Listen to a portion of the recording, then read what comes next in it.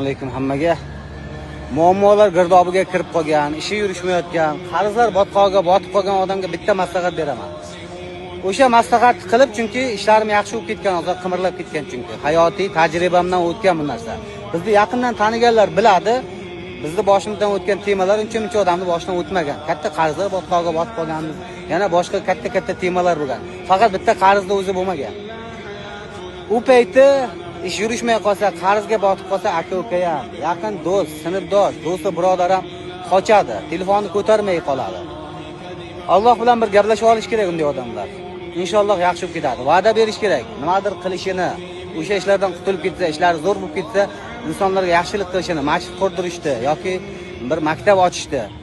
Mana shu narsani Alloh bilan gaplashib olish kerak. O'zi-ku Alloh bilan doim gaplashib yurish kerak, biz gaplashmaymiz.